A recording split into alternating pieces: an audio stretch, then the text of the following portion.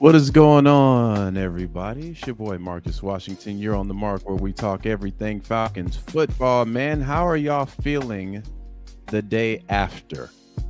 I know media has definitely been animated, to say the least, about the Falcons picking a quarterback at 8. And I jump back on here because there are some things I just simply do not understand. A lot of people were upset at this pick. Upset about this pick. Atlanta isn't trying to do anything and da da da da da and all this other stuff, right? Here's my issue. Shout out to everybody in the chat. Here's my issue. People complained about us not having a quarterback. People complained that we got Kirk Cousins. Literally, I'm just amazed by when we signed Kirk Cousins, the talk was, why would you pay an aging quarterback with a torn ACL $180 million for 4 years? That was stupid. Now the conversation is, why would you draft a quarterback after paying Kirk Cousins $180 million who has a torn ACL? I'm not, at this point, I'm not sure what people want now. But at the same time, they were like, we need a quarterback.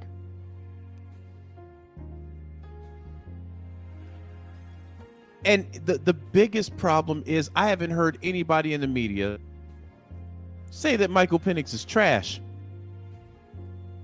Furthermore, Terry Fontenot has been telling you since year one, he's picking the best player on the board. He's been telling y'all this. Well, he won't be able to play until he's 26 or 27. Family, do y'all know they're not paying Michael Penix anything? And it'll be that way through 2027.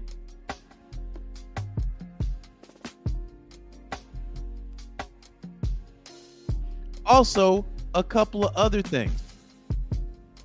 People didn't want Kirk Cousins here. Now they're talking about, man, Kirk must feel the type of way. There might be another reason why Atlanta decided to do this now. Because they might get stripped of picks because of tampering. How y'all think they figured that out, family? Because Kirk ran his mouth.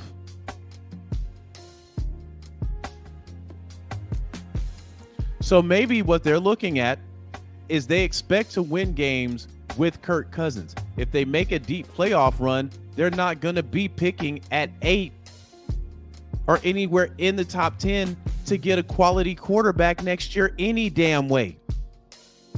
So they're going to have to move up in order to get a good quarterback. And how can you do that if you get stripped fucking picks for tampering?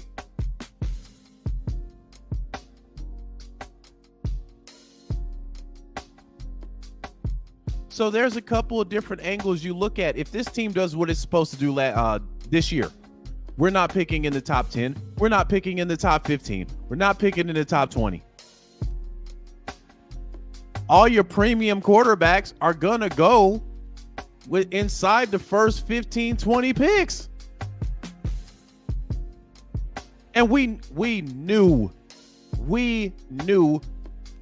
the Falcons had to get a backup quarterback. They had to draft their quarterback for the future, either this year or next year. They did, and people still aren't happy.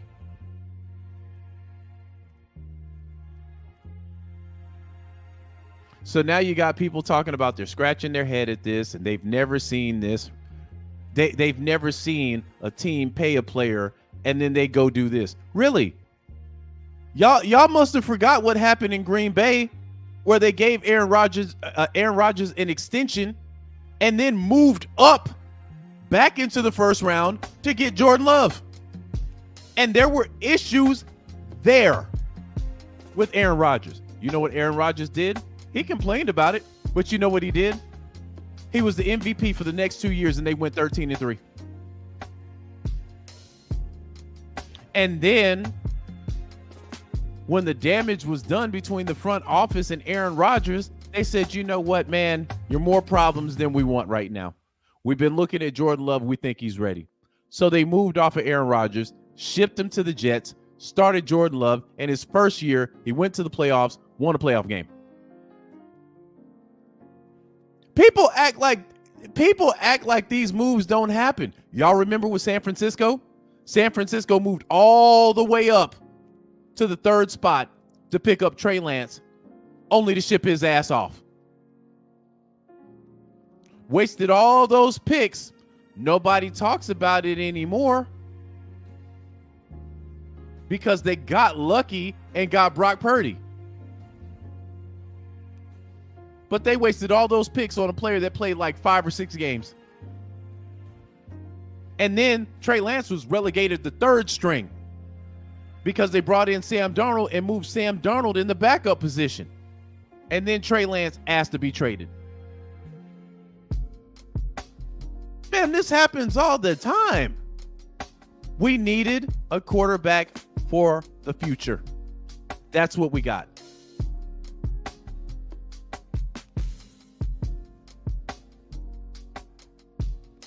And Penix has already talked to Kirk Cousins. He said they had a good conversation. Was Kirk Cousins shocked? Probably so. He probably figured, like I did, Falcons probably won't go after a quarterback until maybe the 2nd year. But then you have to look at the fact that they could get strip picks. And if they have a good season and they don't have picks to move up, where the hell are they going to get their future quarterback? You can thank Kirk for that. I ain't even mad at Kirk for that. But they probably moved up their timeline also because of that.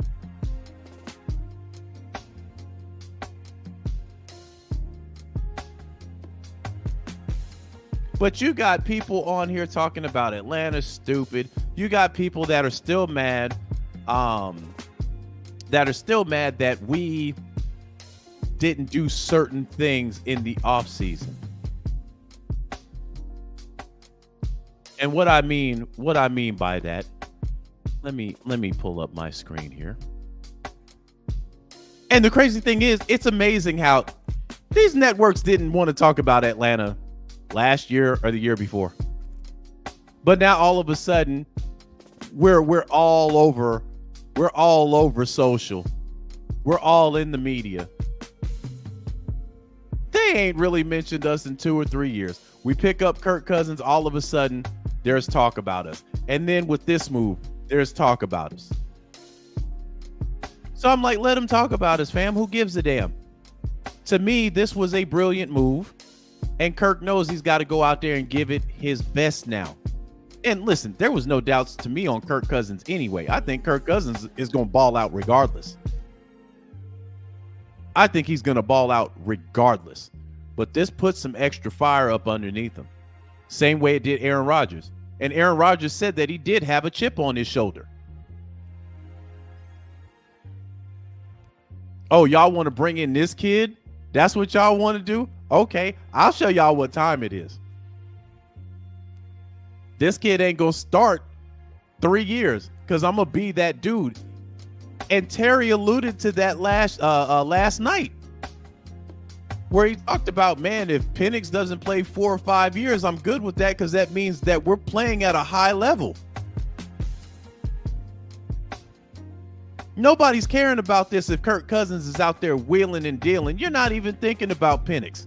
And then when it's time for Kirk Cousins to go down the road, now we got a guy that can come in, plug and play, has not been rushed out there, knows what the playbook is.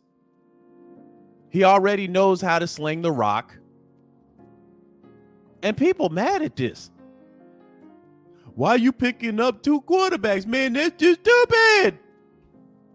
Like we got Like we got 4 or 5 quarterbacks sitting in our QB room right now. We got rid of all of them. But here's the thing I want to ask some fans that are throwing chairs. Would you rather have Desmond Ridder sitting behind Kirk Cousins or Michael Penix?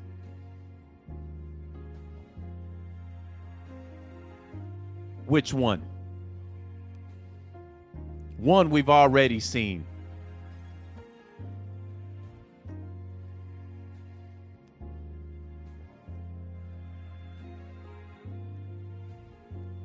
So, I'm not telling everybody that they got to absolutely bend the knee because we drafted this guy at 8. Understand the situation for what it is. Family, he's not. This is a budget quarterback. This is a quality quarterback we got on a budget until 2027. I think your boy ain't going to, he's going to get paid like $2.7 million, fam. And people are complaining about this. He was on some mock drafts. He was on some boards as the second best quarterback coming out of this draft. Y'all mad about this?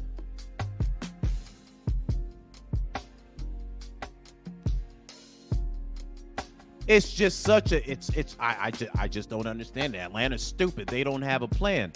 No, we have a plan. It's just not your plan. And if this boy comes close to being anything near Patrick Mahomes, this is why I don't care about what these guys talk about. I don't. These guys are wrong most of the time.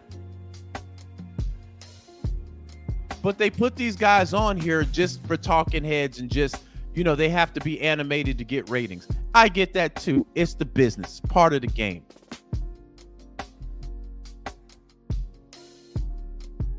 But even Kansas City picked up Patrick Mahomes when Alex Smith was out here winning games. This happened to Alex Smith twice in his career, with Kansas City and with San Francisco. This happens, fam.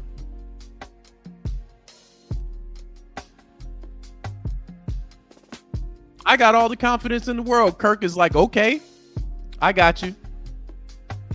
Maybe this isn't what Kirk was told when he signed. They already said, even his agent said that they did talk about looking at a quarterback in this year's draft and next year's draft.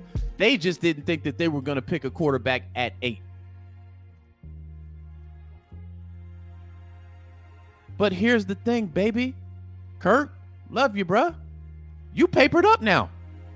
Your money is in the bag. Fully guaranteed. Everybody knows your thing is going after the bag. You got after the bag. You got it. You can't then turn around and tell a team what they're supposed to do. And I don't even believe Kirk did that. Naturally, he was probably shocked. Damn, I just got here and they picking this guy at 8 already?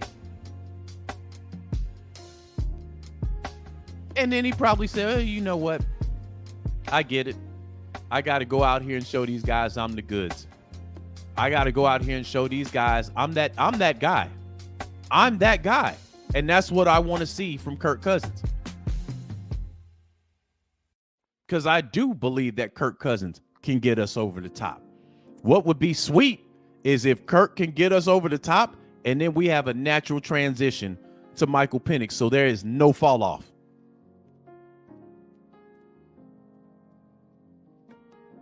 But let's go ahead and tap in and see what Lombardi had to say about this.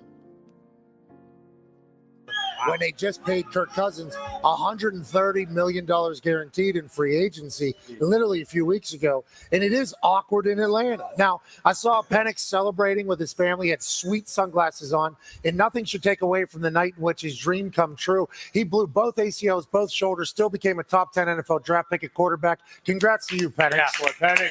Penix did it. Once again, this is not Penix's fault. No. This is just like the Jordan Love situation in Green Bay, not Jordan Love's situation. Now, the difference between the Green Bay situation situation in the Atlanta situation is Green Bay had just got done going to the NFC Championship game. Correct. Green Bay had a lot of success before the Jordan Love draft pick, and also. And actually, I would make an argument because what Pat McAfee, I'll let him finish and then I'll jump in. Afterwards, Atlanta hasn't been to the playoffs since like 28-3 game happened or whatever. They stink. They're building a whole new era, whole new coaching staff, whole new everything, and they seemingly use a very valuable. Even if you don't want to pick anybody that's going to make your team better this year, you can probably trade that thing and get a lot more if you want to add more pieces. Instead, let me tell you why what Green Bay did is actually kind of worse because of what he alluded to. They were already a good team with a Hall of Fame quarterback, and they had just extended Aaron Rodgers. And then they went back up in the draft to get Jordan Love. That actually makes their situation worse. We're getting Kirk Cousins, who, again, I think is going to be an absolute stud. But you do have to consider things. There is a very, very legitimate argument. He is coming off of a major injury. Ironically, it's what Aaron Rodgers had. He's coming off of a major injury. So to me, drafting Penix at 8 is an insurance policy. Also, it's your future quarterback. It makes sense. With Green Bay, the reason why people side-eyed that, they looked at what Aaron Rodgers did the year before. He was already a great quarterback with the Super Bowl ring. And they're like, ooh, y'all just gave Aaron a bag and y'all jump back in to get a quarterback, bro?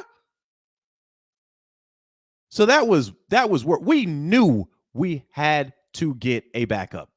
That's the problem I'm finding with people that are against this. Y'all knew we had to get a backup. Y'all knew this. When we signed Kirk Cousins, a lot of people were talking about they need to find his backup in the draft. They did it, and it's like, oh, that's stupid. We'll continue. We'll continue.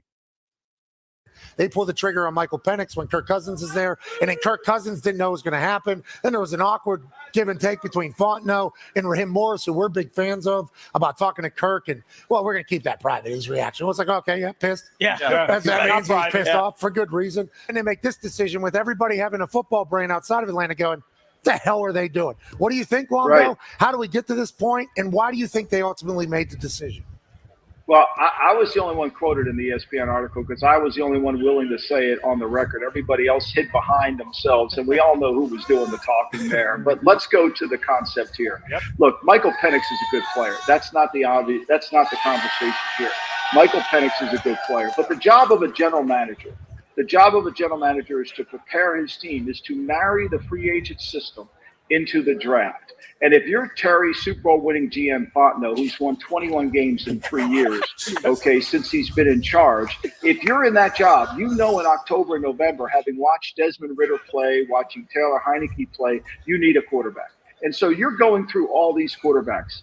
Remember, Brett Veach went to Andy Reid and said, we got to get this Patrick Mahomes kid. He's great. He did it in October. So you're doing that. That's part of your job. Your job as the general manager is to look over your team and say, these are the needs. And we've got to marry the free agent system to the draft. You're picking 8 overall. This is the second year in a row the Atlanta Falcons have used a luxury pick at the 8th pick overall. Last year they took Bijan Robinson, really good player. But Algier averaged 5 yards a carry and gained 1,000 yards the year before. Like, they didn't need another back. They needed a defensive 3 technique. This team finished 27th in forcing turnovers. They couldn't get off the field when they need to. They have no pass rush. Now let me stop that. 40 plus sacks with no pass rush. Again, our issue was not defense. Our issue was the fact that we could not fucking score. That was our issue. And I would argue that our defense was the main reason we were in a lot of these fucking games to begin with. So what he's talking about with a 3 technique, and you didn't need to pick up another running back because you already had Tyler Algier. Well, Tyler Algier had Huntley with him also before Huntley got hurt. He also had Cordell Patterson. So Tyler wasn't out here doing it by himself. And when you look at the fact that you put Bijan in there, listen, fam, let me let me let y'all in on a little secret. The objective to playing football is whoever scores the most points wins. So you always want to hedge your bets on getting in the end zone. Bijan Robinson was arguably, according to these same guys talking, was the best player in the fucking draft. And he's telling you we didn't need him. Who the fuck do we need then? If he's, according to y'all, the best player in the draft, and you walk past the best player in the draft, it's not really a smart move. Right? So he's saying, y'all didn't need Bijan. Y'all needed what I wanted y'all to get. What I wanted y'all to get, that's what y'all needed. And if y'all got anything else, y'all were in the wrong. This is the type of shit. And this motherfucker ain't even a Falcon anything. And still sour because Belichick didn't get the fucking job here. So these guys will jump on here with complete bias and shit on a GM. Like he was really successful as a GM, family. Nobody talks about Michael Lombardi being a great GM because he fucking wasn't. And he's been living off of that last name for 60 plus fucking years. But they get on here and they act like what they say is true blue. It's what it should. If it didn't happen my way, it was stupid. So now we come to the season. This team sucks. Okay? They need a quarterback. All right. So I got no problem if you said in the offseason meetings that we're going to pick the quarterback at 8. We know Michael Penix is a pretty good chance he's going to be there at 8, right? Why would a team tell you that they want Michael Penix at 8? Think about what he's saying. You're just going to announce to everybody that you want Penix at 8. Family, teams that have the first round pick don't even really fucking tell you who they're going to pick, even though it's fucking obvious. This man wanted Atlanta to pull out a bullhorn and let everybody know we want Michael Penix at 8. What's this? Let's go. Why did I have to go to Arthur Blank and say, give me $90 million of your coin and let's go sign Kirk Cousins? Like, why would you do that? You imagine me going to Al Davis and say, hey, Big Al, give me $90 million. Let me go sign Kirk Cousins. And, oh, by the way, I want to draft Michael Penix in the 8th pick overall. Like, this just smacks at a lack of a plan. This just smacks. Well, we all know that Arthur Blank had to sign off on this. We all know this. And as we've learned, Arthur Blank was all in on Kirk Cousins. So they didn't have to go to Arthur Blank for this. Secondly, why you pay a guy that much money to come play for us is because, one, you didn't have to give up any trade capital. You didn't have to give that up. 2, he's a consistent quarterback. 3, you need a quarterback to get the ball to your playmakers. 4, he's a plug-and-play guy right now. Michael Penix isn't. So what you do is you go pay for a guy to win now, and then you get a guy and sit him behind that guy until he's ready to fucking play. That's all I'm saying. That makes perfect sense. But these all right. Max at not trying to do your job as the general manager, tying things together. Like, and don't come out there at the press conference and said, hey, if Michael has to sit 4 or 5 years, we'd be happy because we're winning.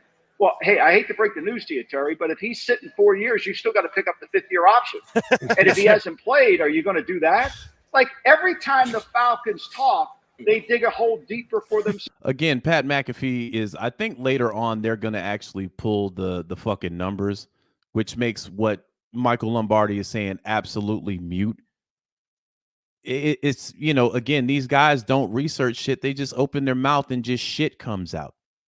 And let me get to this comment real quick from hold on, I just saw it. Well, never mind. I'm not going to get to it. I thought I saw it. Okay, yeah. Dirty Bird says Blank was also in on Watson. We just paid 184 bridge quarterback. Well, we've talked about Watson ad nauseum. Watson was actually here. We had him. Cleveland came in the last in the midnight hour and offered him $230 million fully guaranteed. We weren't paying that ransom. Even if we get Kirk Cousins at 180, I think the total number is like 130. So we saved $100 million for the same amount of years. We didn't have to give up any trade capital also. And Watson didn't get to the playoffs last year. They got to the playoffs with fucking Joe Flacco. So definite difference right there. So, okay. No problem. No problem. Poor Kirk Cousins, he's got a no trade clause in his contract. He signed a 3-year essentially deal there. Like, he never anticipated this happen, nor did anybody. Because why would you? You just put $90 million. Lombo, Dan Orlovsky said after sleeping on it, he said he could see why he did it. Yep. Because if they have to transition to another quarterback in 2 years. Smart. It's smart. A lot of What's wrong, Lombo? What's wrong? I mean, well, first of all, Dan's one of the great team builders of all time. I mean, let's put that out there. Okay, no one can build a team better. Now, see, I don't like this fucking insult. I don't like it because he never really built a quality fucking team. He was in player personnel the majority of his goddamn career, but he's going to sit there and try and shit on another guy for having a difference of opinion. Does any just off the top of y'all head, do y'all remember the team that Michael Lombardi built? I'll wait. What team did Michael Lombardi build that everybody praises him for? This man has been living off that last name for 60 plus fucking years, family. But now he's about to go in on Dan because Dan's got a difference of opinion. When Dan actually played the position. His chunky ass ain't never played the position. I'll continue, man. I mean, his math is ridiculous. There's only been 3 receivers that are bust since 2018, and he doesn't count Henry Ruggs because there was an off-the-field incident. Well, hey, Dan, why don't you go tell some owner that you drafted a guy that had off-the-field injury and see how that works out for you. See how long you keep your job. We'll talk to Dan in the second hour. We will certainly talk to Dan. Look, here's the thing, Pat. You don't have a lot of money. Say you don't have a lot of money, and you go spend all your money on a second Rolex. Can you ever wear 2 Rolexes at the same time? Of course you can't. You can't. You can only wear 1 Rolex. You can only play Kirk Cousins. Like, it makes no sense. You just signed a luxury item. And let me tell you how bad that analogy is. There are rich folks that have more than 1 Rolex. They have more than 1 Rolex. Can you wear both at the same time? Sure. But it's not guaranteed you're going to wear the same Rolex every day. People that are aficionados of timepieces, they usually don't wear the same fucking watch every day. They have a collection of, so that's a bad analogy. But again, man, when you're off tilt and you're just ready to say whatever you want to, and Pat McAfee, they're trolling to, because that's what they do on that show. I get that. But fucks like this shouldn't even have a platform to talk, fam. They shouldn't. Because there are other people in media who think this is a brilliant fucking pick because they understand what Atlanta went through the last 3 years at the quarterback position. They realized that a lot of the games that we lost were due to the fact that we had poor quarterback play. Our head coach talked about that. Our owner talked about that. So all they did was make sure that they shored that up. Okay, listen. We don't have to worry about quarterback from this point on for a while now. And people were calling that stupid. Big Danny signing off on it. Sure, it makes sense. Of course, he's Big built multiple Danny. Super Bowl winning caliber teams. He understands how to do it. He's promoting drafting wide receivers. Okay. All right? Okay. Oh, that's a great pick. Danny. This is a great pick. All right. Like at some point, does somebody sit there and say the Kansas City Chiefs won a Super Bowl with their defense and no receivers and the great quarterback?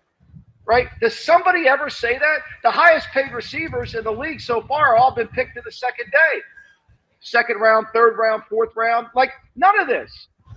It's unbelievable. The Colts, your Colts, benefited from this. To get that pass rusher was one of the best picks in the draft. Seattle sits there with Murphy. They get the best three technique in the draft. Wow. This is 2 years in a row the great Atlanta Falcons franchise has turned down a three technique. Now, I can tell you this. You go put Chuck Pagano on. You go tell me how hard it is to find three techniques. They just don't show up every day. And you turned them down 2 years in a row, and you call yourself an architect of team building? It's beyond my own comprehension. You know, it's amazing. He talks about the three technique and completely ignores the quarterback position.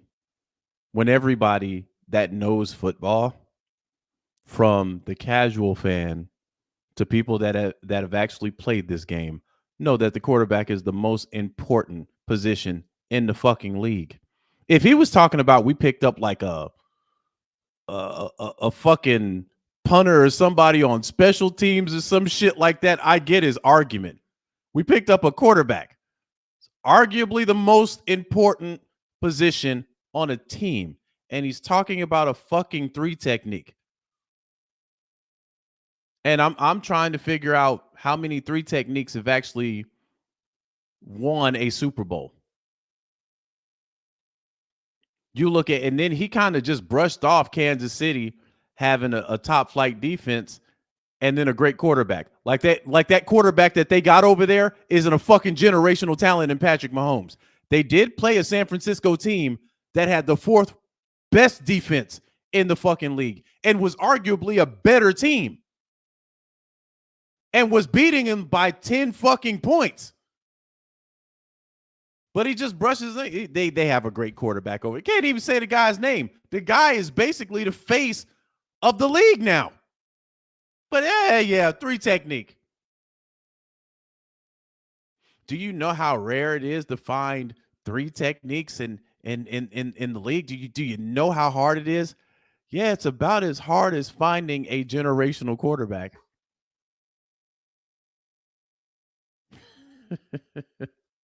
But you got Danny O on your side, and he's going to come out with another chart to tell you why receivers. He might come out with another chart next hour. He'll be joining us, and I already told him, like, hey, Dan, you're coming into hostile water. Yeah. Whenever you come in here, because this morning he was up on the shows doing, after thinking on it. Of course, he's putting out stuff that makes no sense at all. Like, like at some point, you got to understand the art of team building. For example, okay, they talk the Raider way, okay, and I've been critical of this. Yeah. Like, does anybody understand the Raider way? There's one man who knows the Raider way. His name's Al Davis.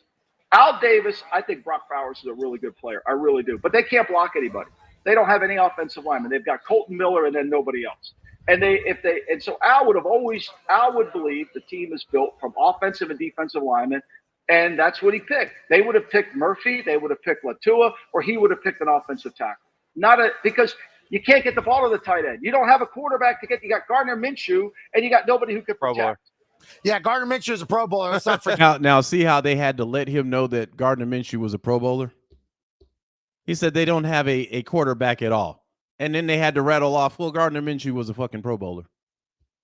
And Gardner Minshew could actually get the ball to Brock Bowers. And then the amazing thing about the team that he's talking about, the Oakland Raiders, really? You really want to talk about the Oakland Raiders and drafts in the last 10 to 15? You really want to go there? You really want to go there? But again, he worked inside the Raiders. But I'm like, you're talking about us. You're talking to us about drafts. And then you're talking about what the Raiders would have done. Really, my G? Really? Okay. Get that. All No right, big so deal. let's pivot away from the things that are obviously pissing you off, and we can't wait to talk to noted Detroit Lion quarterback Dan Orlovsky in the second half. Big Danny. Oh no. Oh, Big Danny. And Again, I'll let this go, man, because again, you know we address guys like this all the time, man, and how the media likes to put these guys up, and there are a couple other guys that I respect that it was a head scratcher to them too, and to a certain extent, I can respect where they're coming from. But here's the problem, fam. People complained about Justin Fields. Justin Fields being trash. Zach Wilson being trash. The boy down in Carolina, Bryce Young. Look at the positions they're put in. They're put on bad teams starting day one. And they're supposed to be able to overcome all this as a rookie. The speed of the NFL game is completely different. The play calling, completely different. And you're playing full grown-ass men in the NFL. See, on the collegiate level, all y'all around the same age. You playing guys that have been in the league 10, 12 years. Guys that know how to get to you. Guys that know how to fool you with defensive disguises. The game is a lot faster. And then when these guys fail, they're a bust.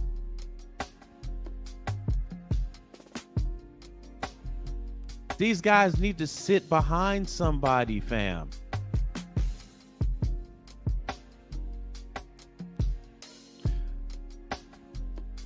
Now, Dirty fam,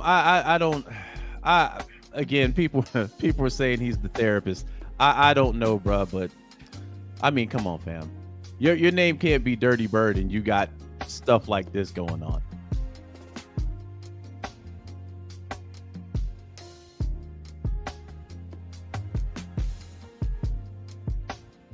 But to me, people that were defending Ritter and hating this pick is wild to me.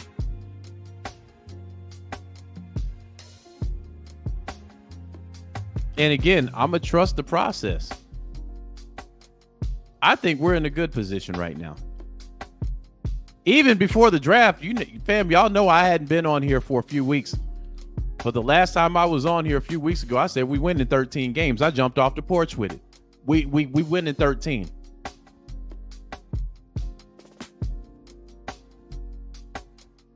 And to me, this should give Kirk Cousins added incentive. I want to see some dog in Kirk. Oh, okay. Y'all picked this guy at 8. Really? Okay. I got you, fam. Let me go out here and throw for 5K, 50 tutties.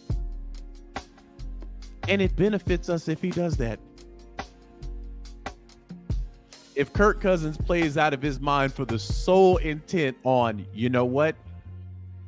Y'all really thought I wasn't that guy. Everybody's happy. Watch Aaron Rodgers do that. He saw them pick that young kid. Oh, okay. All right, I got you. Y'all think that y'all can find another me. All right, let's get busy.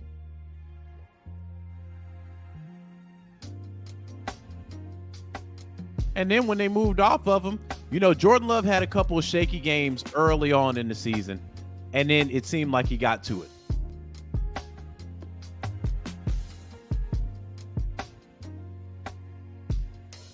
But, for people talking about they hadn't seen this and God knows how long, come on, fam. There's a lot of nuance in this. Because think about it this way. What if the NFL comes down and says, you know what, Atlanta, we're taking 3 of your picks. Where y'all think this quarterback coming from in the draft? Where are you getting your future then? Especially if we're winning games.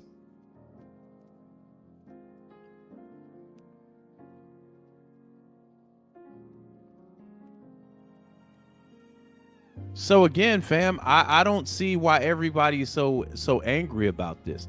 This is a quality player. Even the people that are like, "Oh, I'm baffled by this," they're preferencing what they're saying by, "Listen, Michael Penix Jr. is a great player." That's what they keep telling you.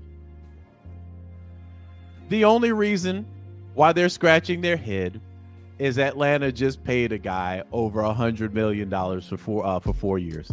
That's to win now. Like I said, Kirk Cousins is a plug-and-play quarterback right now. Michael Penix isn't. So if I had it to do, then that's what I would do. I'm going to get the guy and sit his ass down. Y'all know I always talk about that. You get a rookie QB, you sit his ass down somewhere. That boy ain't ready to play. Thinking the majority of these quarterbacks coming out of the draft are plug and play week one. You tweaking. That doesn't really happen as often as people think it does.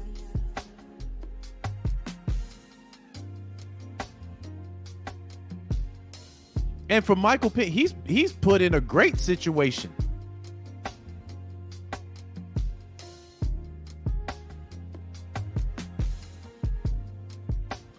So I'm happy to see it, man. Y'all know it's the same way with me every year. Whoever we draft, boots up.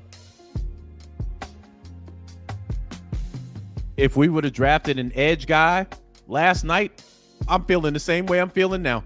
No change. Boots up. Let's ride. They get a corner last night. Boots up. Let's ride. Offensive tackle. Boots up. Let's ride.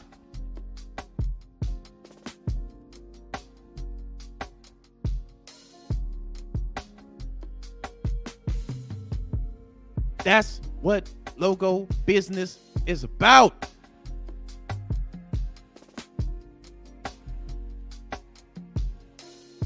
Y'all know how many drafts media's hated a pick? I just don't understand what they're doing there. That's just silly.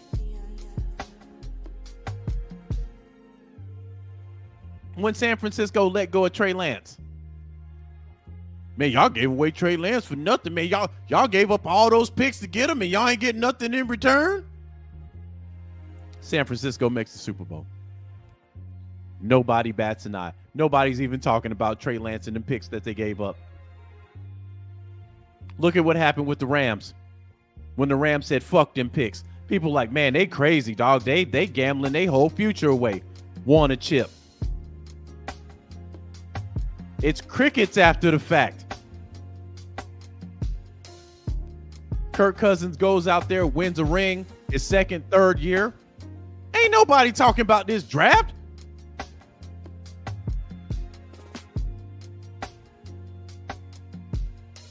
People should be on the hush about our quarterback situation now.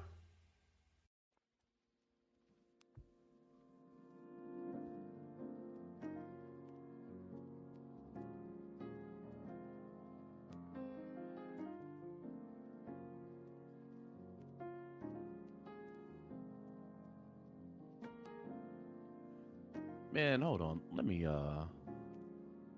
I had to get Dirty Bird up out of here, fam.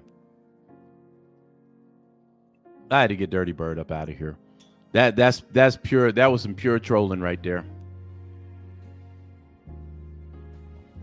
That was some pure trolling, fam.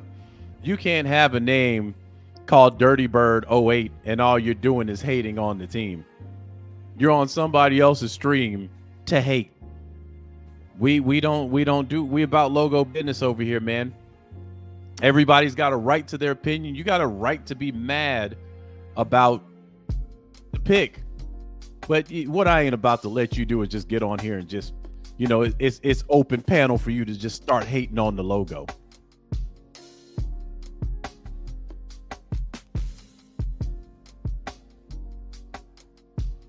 GTO says it was probably Kenneth.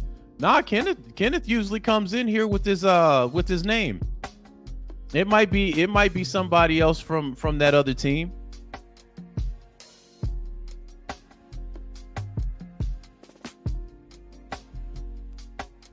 But yeah, man, listen, we ain't gonna do no super hating over here. You can't have a name called Dirty Bird and every comment is hating.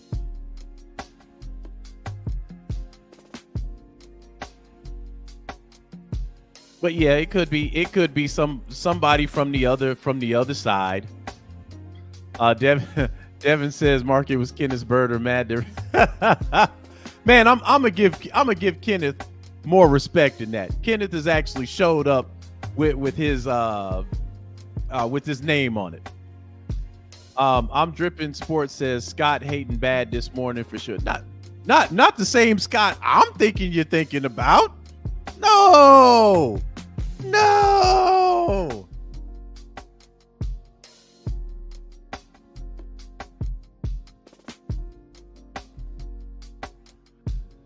GTO says 35 minutes until the second round starts. Who we picking on D?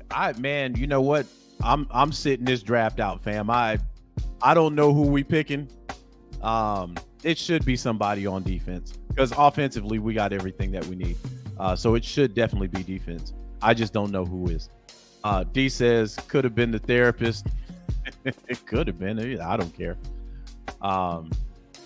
They'll have to come on here with another burner account. Gad says, man, Mark, this morning I had to get on Scott Kennedy's ass this morning with that name. Man, let me see what Scott was talking about, bro. Not Scott, man. Not Scott. God, man. Come on, Scott. Man, let me run over here and see what Scott was saying. Now, it's an hour and 20. It's an hour and 24 minutes. I'm gonna have to look at that a bit later. Greg says, Mark, if you can pull up the video of Colin Cowherd defending our pick. Let me see.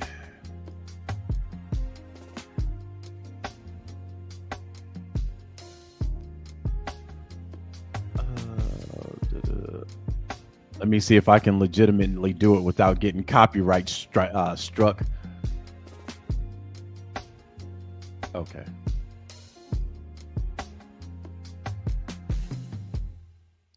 Devin says Scott's takes are never fun to watch. And man, I low key mess with Scott, man. I think they, listen, everybody's got a right to,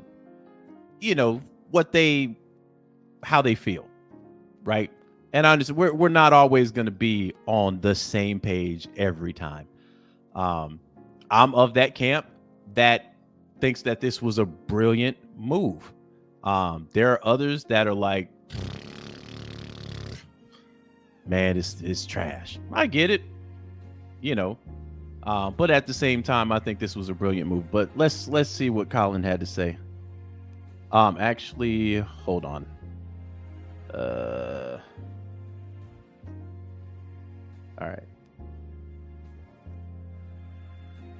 All right. Let's see. Move up to get J.J. McCarthy. Even Minnesota liked him, moved up one spot. Reportedly, Seattle, the Raiders, and the Saints all tried to move up into the top 10 to get Penix. See? I'm sorry. A disaster is paying Dak $385 million, which the Cowboys may do in a year. Paying Kirk Cousins off an Achilles surgery at 36 in a bad division, $180 million, getting him to play for a year, win 10, 11 games, and then he gets beat out by Penix. That's a disaster? Again, Green Bay a few years ago, with Aaron in his late prime, moved up to a quarterback that two of my GM friends didn't like, Jordan Love. Atlanta just stayed put. Kirk Cousins is 36. What if Kirk Cousins coming back, and he's never been mobile, what if he comes back off this Achilles surgery at 36 and he's less mobile? Does Penix look like a horrible pick then? What if Kirk Cousins gets hurt again? 66 quarterbacks. 66 quarterbacks played last year It is the only position worth over a point. In the worst division in football, having the best backup in the league is a catastrophe. This is something else nobody's talking about. Kirk Cousins, and we think it was a good pickup, is going to win the division. It's a good roster.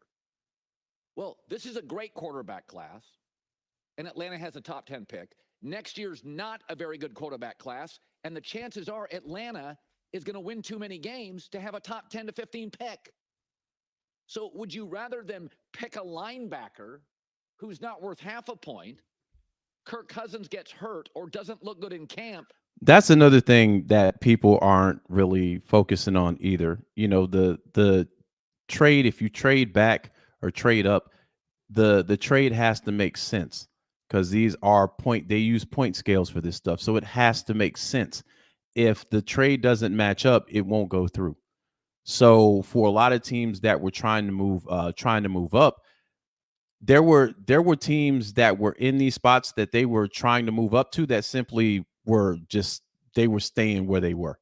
The picks weren't attractive, nothing. They stayed there to get their guy, which is what Atlanta did. You heard him just name off 4 different teams that were trying to get up to get Penix. Think about this for a second. The Saints have Derek Carr. Derek Carr isn't coming off an injury, and they were trying to move up to get Penix. So, again, fam, it's never a bad thing to have your future sitting on the bench learning the game while you have a quality quarterback playing right now. It's never a bad thing. You think it's a bad pick then? Atlanta next year is going to be drafting 15 or below in a bad quarterback class. And you're going to watch Kirk Cousins win the division, probably lose first round of the playoffs to Green Bay, Detroit, Chicago, Minnesota, Philadelphia, Dallas, somebody, Rams.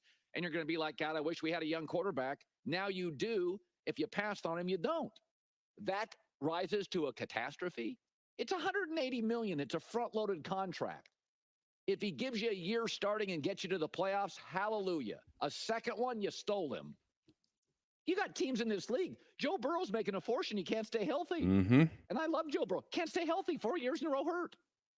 Dak's going to make almost $400 million. 180 on a front-loaded contract and the best backup in the league, and that's wearing you out? And let me put out another quarterback, Justin Herbert, who lost literally all his offensive weapons. Lost Mike Williams, lost Eckler, lost Keenan Allen, lost all these guys, right? And he has all that talent. They can't even make the playoffs. You talk about Joe Burrow. I know everybody remember the game last year where he threw that ball and then his hand blew up like a goddamn air balloon. You know, so again, man, I don't understand it. They brought Kirk Cousins in to galvanize the team. But what if he doesn't? He's 36. He's never been athletic. He's off of surgery. We saw last year the Minnesota Vikings had to trade for a backup. Josh Dobbs in season. They were so desperate. That's where you want to be if Kirk Cousins gets hurt? You're trading for a backup? Or you have Michael Penix. I'm okay in the NBA overdrafting shooters. I'm okay in the NFL for a year maybe overdrafting at quarterback. Kirk Cousins, you liked the pick. When they got Kirk Cousins, you liked it. I liked it. And you like Michael Penix. They're together. Kind of odd for a year, but this is a great quarterback draft class. Most quarterbacks ever drafted, right? First round.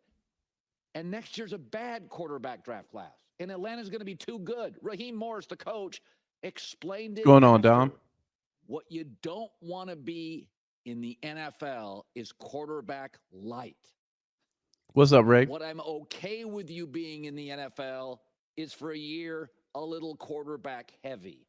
I'm okay with that. Patrick Mahomes was drafted with Alex Smith. Jordan Love drafted. with Aaron Rodgers in his late prime. Aaron drafted. Favre in his late prime. I'm okay. Green Bay's figured out the quarterback thing.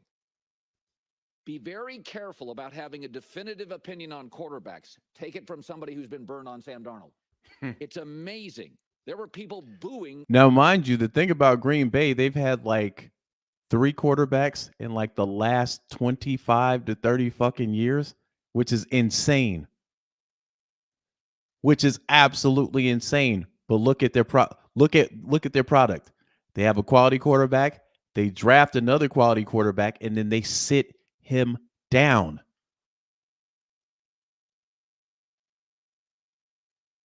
That's why they're getting so much productivity. Fam, I cannot tell you how important it is to study anything before you start doing it serious. That's in life in general. When you start a job, they don't just throw you out there to the wolves with nothing. You're usually going to have some type of training, or you're going to have to be working up underneath somebody until you get it. At any job you go to, they're going to show you, hey, listen, this is how we do it here. Or your first day on the job, they're going to pair you with somebody. You probably work with that person for a week or two, to get your legs up underneath you, so you know the basic things to do. But what they want these quarterbacks to do fresh out the draft is throw them out there to the wolves. Nobody really look. Desmond Ridder is a prime example, fam. Now they sat him behind Marcus Mariota, but that's like literally you being hired and you're training up underneath somebody that's literally about to get fired. They're one write-up away from being fired themselves. You think they really go focus in on training you? They almost out the door. It's different when you got somebody that's been there 20 years. Somebody that's seasoned, who's known it all, seen it all, done it all. Hey man, don't do that. They know the personnel. Hey man, Miss Willis, she be a little anal on Monday.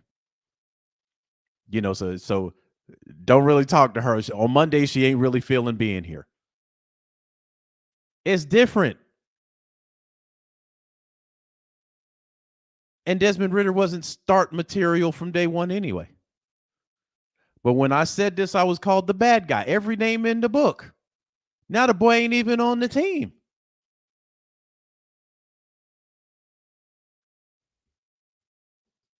The Josh Allen pick. Incredulous about the Lamar Jackson pick. And loved the Zach Wilson pick. I like Kirk Cousins. I like Michael Penix. I'm okay for a year if they're together. In a bad division. In a league where 66 quarterbacks played last year. Every insurance policy, every asset has one. The bigger the asset, the more expensive insurance. This, however, is an insurance policy that within a year will pay you. You won't pay into it. All right, so Bo Nix went to Denver. So that was Colin Cowherd's take on it. And again, fam, you do have some people in media that are, talking good about this because they get it. They get it. It's the most valuable position in football. Bar none.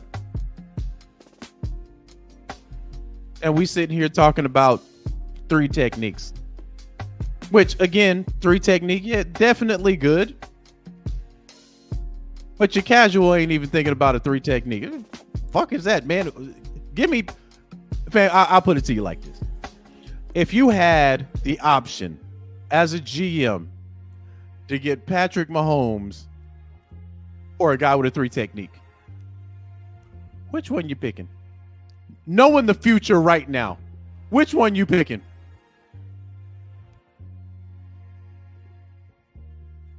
I ain't seen a lot of 3 techniques on the cover of Madden, fam. I'm just going to be honest with you. Not downgrading that position or technique or any player that has been brilliant there. I'm not.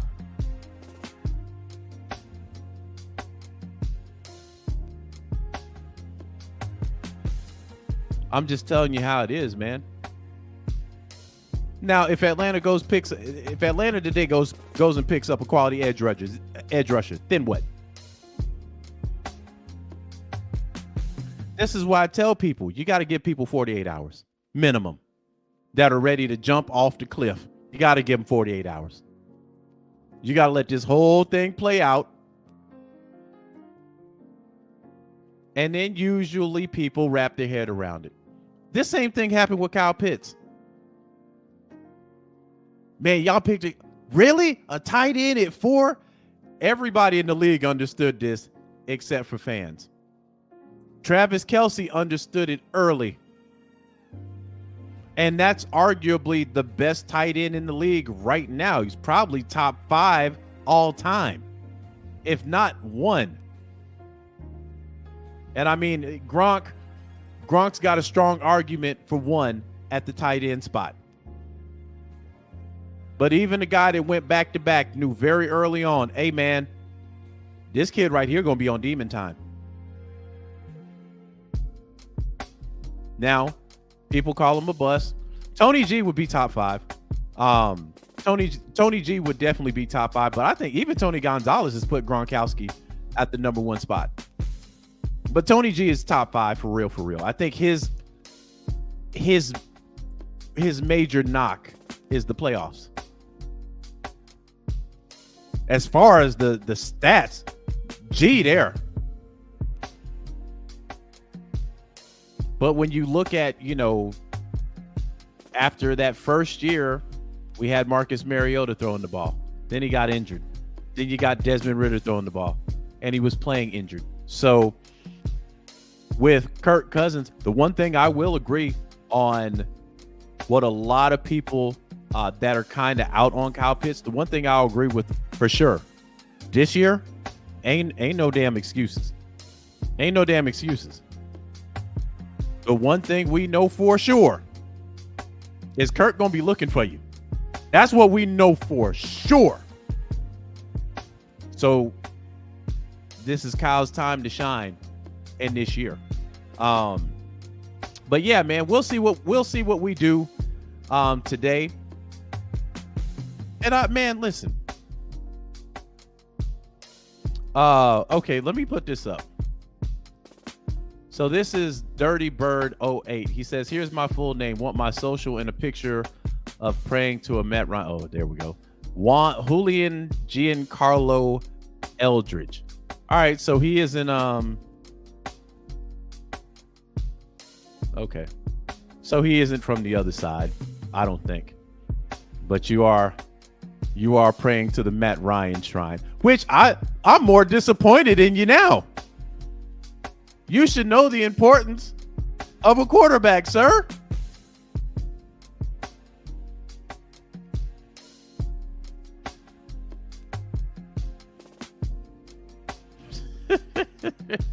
You praying to the Matt Ryan shrine. Matt Ryan just retired, bro.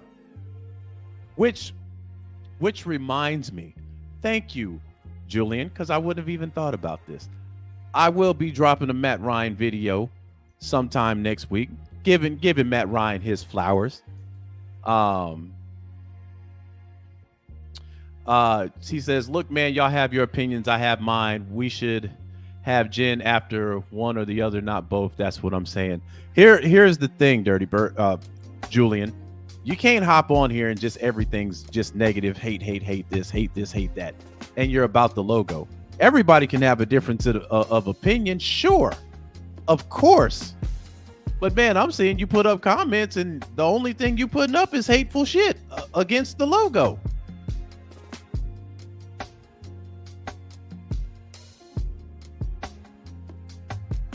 You can have, fam, listen, there are people that I know that have a problem with this pick at 8. People I know personally. It's cool. I'm just not one of those guys. Again, I see the long game here. I'm not looking at the short game. I'm looking at the long game. And what we're playing right now is the long game and the short game at the same time. So although it might be a head scratcher to some, I'm seeing the moves down the line. I'm looking at the fact you don't really have to worry about paying this kid at all till 2027. Now, if Kirk Cousins is still our quarterback in 2027, that means we want a chip. That means Kirk Cousins went on an absolute tear, and I wouldn't be mad at that.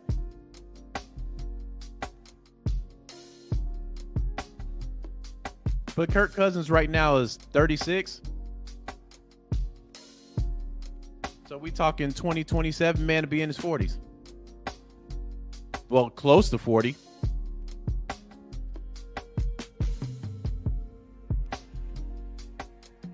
But if he doesn't make it there, you got a quarterback for the future. So again, man, I think it was a great pickup.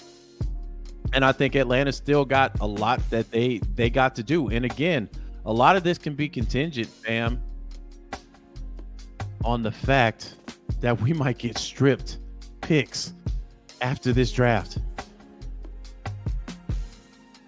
And that's probably the one thing that they're not speaking about publicly. Man, we can get shaken out of our socks for real, for real. So let's go ahead and get our guy right now.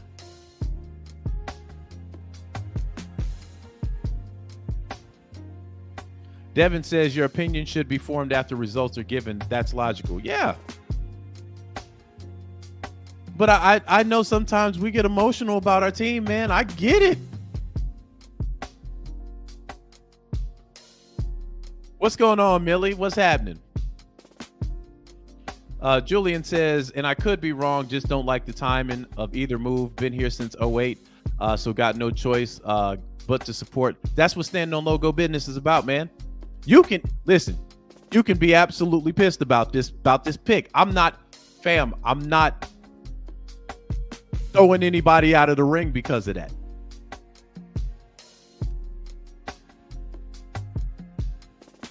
But the whole thing about Logo Business is no matter what happens, let's ride.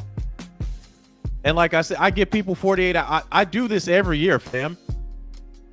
I give everybody 48 hours. The ones that just absolutely are throwing furniture, they'll be all right in 48 hours. It was like this last year with Bijan. People was throwing furniture with Bijan. Then the boy got out there on the field and they're like, "Woo, man, I might have been wrong about this kid." We all collectively threw furniture when Desmond Ridder was starting, and we saw him fall off a cliff. Atlanta is not trying to make that same mistake twice. That's all I'm saying. So, Eli says, Mark, how did you become a dirty bird? I came out my daddy's sack. That's how. I've been a fan of the Logo fam since I can remember. Never rooted for another team. Never. And again, there are two teams in my whole life I've rooted for. As far as sports goes, that's the Atlanta Falcons and the San Antonio Spurs. That's it. So, you know, my fandom is so tough. I don't even have to wear the jerseys no more. I don't even have to wear the jersey no more, fam. I got jerseys, trust me. I rarely wear them. I think I got a Julio Jones jersey sitting in there with the tags on them. I never wore that jersey.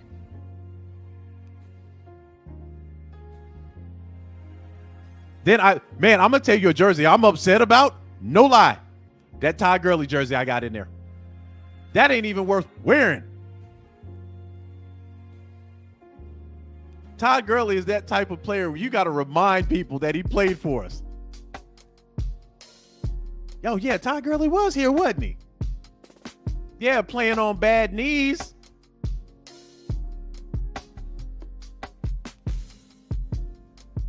Steven Jackson got him in the twilight of his career. We got Steven Jackson about 2 years too late. Same way with Todd Gurley, and they both came from the same damn team. I don't even know where my Steven Jackson jersey is, honestly.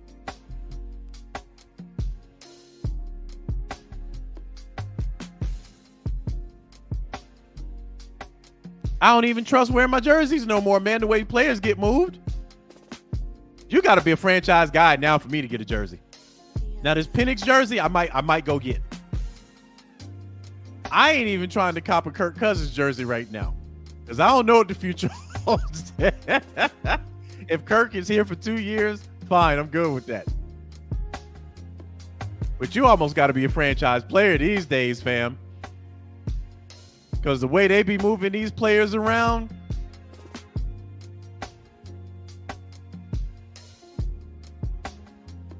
you got to be a franchise guy. Buying a Mahomes jersey, you're pretty straight. You're pretty straight for about 10 years. There's a handful of players that are cemented for a while. Everybody else, I don't know.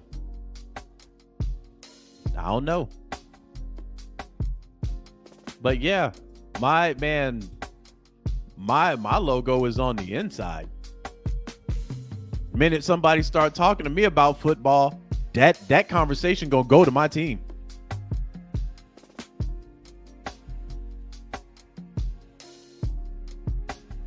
And see, this is the thing about logo business I love so much.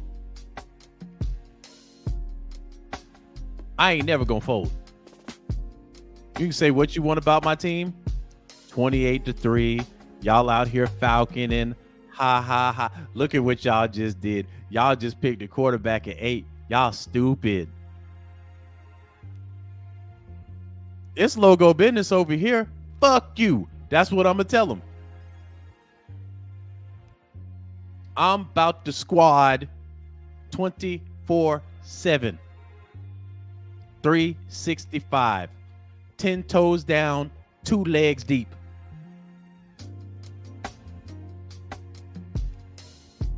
Players come and go, the fans stay.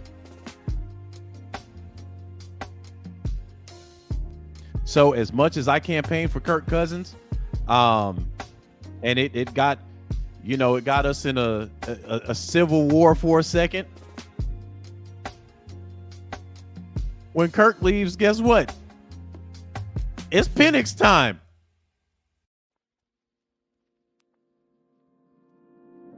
That's what standing on logo business is.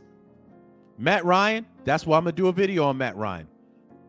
People that have been rocking with me for a while, y'all know I wanted Matt Ryan up out the paint about 2 years earlier than when he got left. Y'all know I said that man was falling off a cliff a whole 2 years before he left here.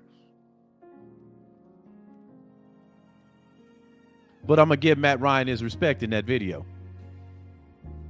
Yeah, and the funny thing about it, I was editing a video last night, earlier yesterday into last night about Kirk Cousins for the Atlanta Falcons yearbook series I'm going to start. And then we go draft the quarterback. I'm like, God damn, I'm going to have to make just another video. I wasn't about to go back and re-edit that shit. Period. Because I was damn near finished. So your boy got that up and running now. So if y'all hadn't seen that one, man, y'all go check that out, man. I'll be doing one on Sunday. So I should have one out Sunday night. And I'll be focusing on the main characters in the on the Falcons roster. I'm not going to be making no Younghoe Koo is a Falcon, but I'm just not making no video and no kicker fam. I can't do that. Greg says, I got the Falcons gaming chair as my work chair. Yeah, we all represent in different ways. We all do, man. And I've met Falcons fans in the weirdest of places, fam. The weirdest of places. Man, this was last year. I was at the movie theater. I forgot what movie I saw, but man, after a movie, man, you get up there in age, you got to take a piss before you get in the car.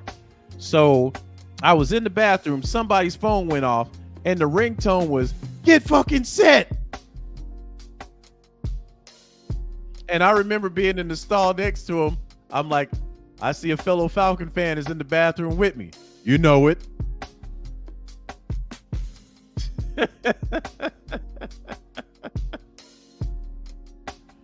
Weirdest places, man. And we all standing on logo business in our own way.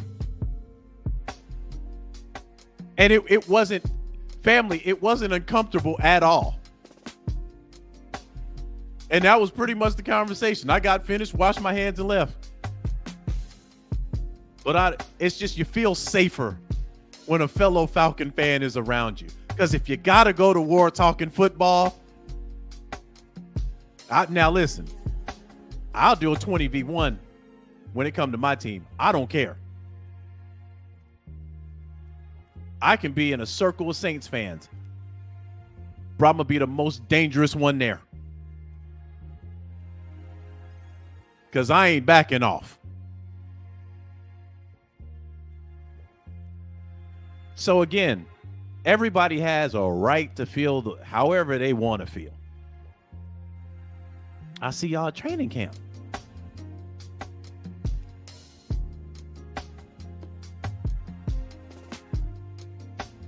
Preseason, holla at your boy. We all gonna be there. Let me get raw for a minute. Let's cut the bullshit. Week 1, we know y'all gonna be there. Every Falcon fan is.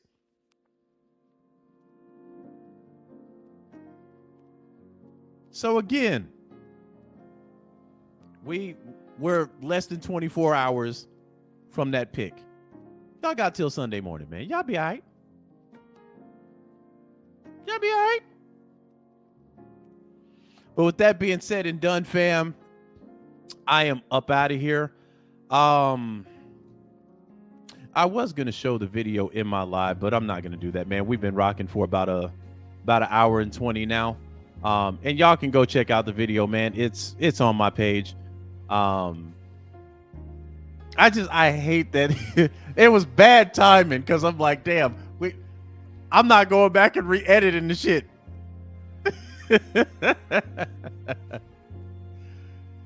So yeah, man, again, the pick is no knock against Kirk Cousins, man. I still feel Kirk Cousins is going to do some great things this year and in the future. And like Terry said, if Michael Penix is sitting for 4 years, that means Kirk is out here destroying the league. And that's what we wanted, right? That's what we wanted. You know, when it's time for Michael Penix to go off, he gonna go off. But I'd rather Michael Penix sit and learn the game than us rush him out there. Because we just saw how that worked out for Desmond Ridder. We just saw that. It didn't work out for him. And I mean, Michael Penix is a way better player. Let me say that. I just want the boy ready when it's time for him to take that first snap. That's all. So with that being said and done, fam, your boy is about to get up out of here. Y'all have a fantastic weekend. Like I said, I'll be dropping a video on Sunday to go with that Falcon yearbook. So y'all check it out, man. Be sure to support your boy. I appreciate everybody that was in the comments. That's in the comment section. For people that watch this later, man, I appreciate y'all. Y'all go support all the other content creators, man. I'm pretty sure they have completely polar opposite reactions to it than I do, and that's cool. But y'all have a fantastic weekend, man. Stay safe out here. I'll holler at y'all Sunday. Peace.